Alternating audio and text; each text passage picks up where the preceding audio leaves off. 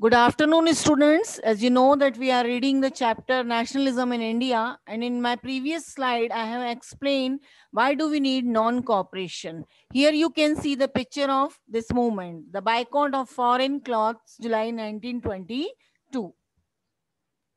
Now, next subtopic is differing strands within the movement.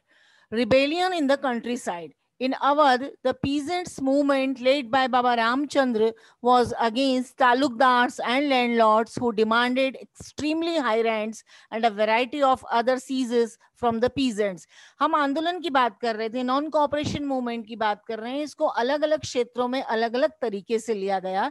सबसे पहले इसमें एक केस दिया है अवध का. अवध के जो किसान थे उसमें इस आंदोलन का नेतृत्व संभाला बाबा रामचंद्र ने. बाबा रामचंद्र पे 3 मार्क्स के क्वेश्चन का एक क्वेश्चन फ्रेम होता है जिसमें इंडिविजुअल एक शॉर्ट नोट के रूप में आपसे पूछा जा सकता है. ये भी पूछा जा सकता है हु वाज बाबा रामचंद्र, और 3 मार्क्स में इसको एक्सप्लेन करने के लिए भी आ सकता है. तो अवध में जो आंदोलन हुआ उसका नेतृत्व किया बाबा रामचंद्र ने. और ये आंदोलन किनके अगेंस्ट था? ताल्लुकदार्स और लैंडलॉर्ड्स के अगेंस्ट. जो ताल्लुकदार होते हैं जमींदार की तरह ही होते हैं, जो डिमांड कर रहे थे एक्सट्रीमली हाई रेंट्स की, जो ज्यादा से बहुत ज्यादा किराया मांग रहे थे, and variety of other cesses from the peasants. इन्होंने किसानों से उनकी बहुत सारी संपत्ति जब्त कर ली थी. Peasants were forced to work in landlords farms without any payment.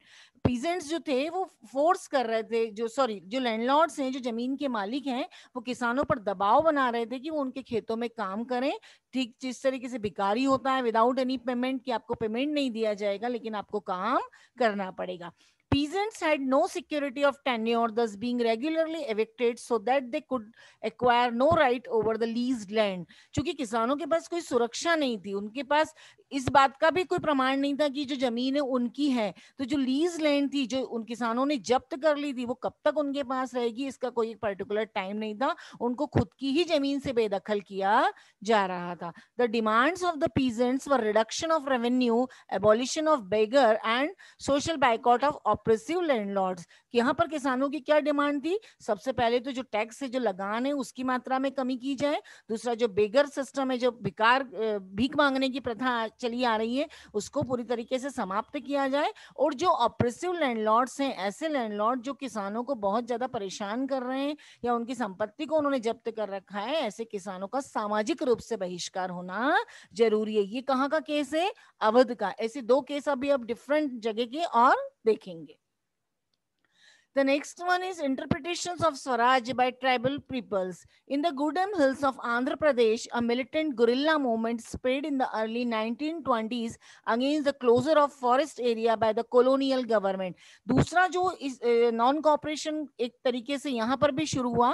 Gudem hills करके आंध्र प्रदेश में एक जगह है, यहाँ पर जो आंदोलन शुरू हुआ उसको गुरिल्ला मूवमेंट कहा गया. ये 1920s के आसपास हुआ और इसका मुख्य कारण था कि जो ब्रिटिश सरकार थी उसने जंगल जो थे उस एरिया को अपने कंट्रोल में ले लिया था, preventing people from entering the forest to graze their cattle और to collect fuel wood and fruits. जैसे कि आप जानते हैं कि जो ट्राइबल पीपल रहते हैं, जो आदिवासी जनजातियां रहती हैं, उनका जीवन पूरी तरीके से जंगलों पर ही डिपेंड रहता है. और यहाँ पर यह किया गया कि जंगलों को ब्रिटिश सरकार ने अपने कब्जे में ले लिया. तो जो आदिवासी वहां से ईंधन के रूप में लकड़ी लेने जाते थे या अपने जानवरों को चरने के लिए छोड़ देते थे, वो फ्रूट्स वगैरह वहां से कलेक्ट करते थे, उस पर पूरी तरीके से बैन लग गया. They felt that there traditional rights were being denied. और कहीं ना कहीं आदिवासियों के मन में ये भावना आ गई कि जो परंपरागत अधिकार उन्हें मिले हैं, जो बाय बर्थ ही उनके हैं, क्योंकि वो जंगल को अपना घर मानते हैं, तो वो ट्रेडिशनल राइट्स जो हैं कहीं ना कहीं खत्म होते जा रहे हैं. Swaraj in the plantation. तीसरा जो एक आप देखेंगे नॉन कॉपरेशन का ही स्वरूप देखेंगे, वो आसाम में हमें देखने को मिला. For plantation workers in Assam freedom mean right to move freely in and out and retaining a link with in the village from which they had come.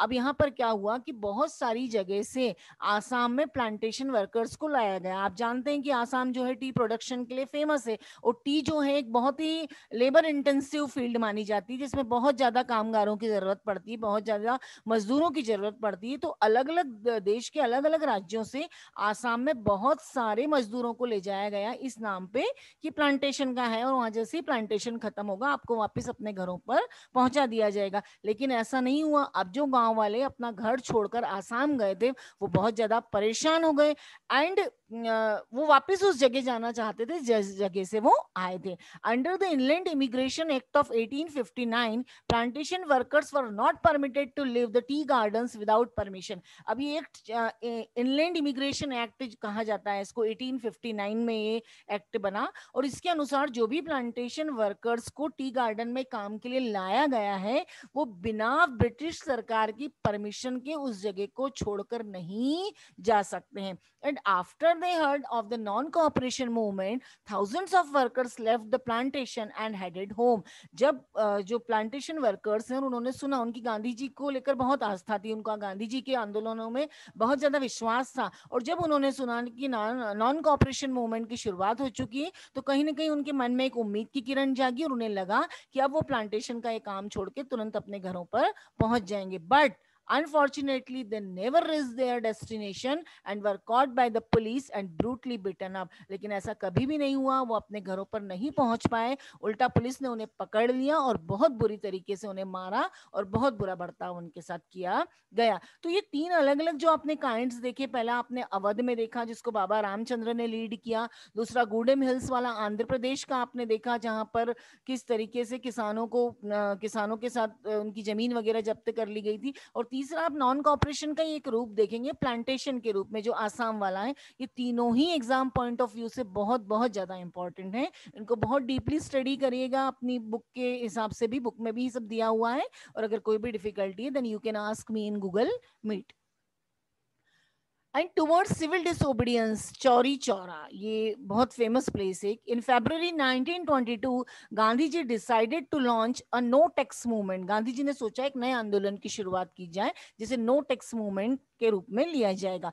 The police open fire at the people who were taking part in the demonstrations without any provocation. तो police ने क्या किया, जब लोगों ने आंदोलनों में भाग लिया तो पुलिस ने बिना किसी परमिशन के, बिना कुछ सोचे समझे इनके ऊपर फायरिंग शुरू कर दी। The people turned violent in their anger and attacked the police station and set fire to it. The incident took place at Chauri Chaura in Uttar Pradesh, और लोग इससे बहुत ज्यादा नाराज हो गए, उन्होंने पुलिस स्टेशन पर हमला कर दिया, और ये घटना चौरी चौरा में हुई जो कि उत्तर प्रदेश में एक छोटा सा गांव है। When the news reached Gandhi ji, he decided to call off the non-cooperation movement। Gandhi ji के पास जब ये खबर पहुंची तो उन्होंने तुरंत इस आंदोलन को बंद करने का निर्णय ले लिया, as he felt that it was turning violent and that the satyagrahis were not properly trained for mass Satyagraha, mass struggle। और गांधी जी को कहीं ना कहीं इस बात का अनुभव हुआ कि ये और ज्यादा हिंसक हो जाए उसके पहले इन सत्याग्रही को रोक दिया जाना चाहिए, क्योंकि अभी प्रॉपर तरीके से ट्रेंड नहीं है किसी बड़े आंदोलन के लिए। तो I think it's enough for today, tomorrow will continue with this one, till then thank you very much.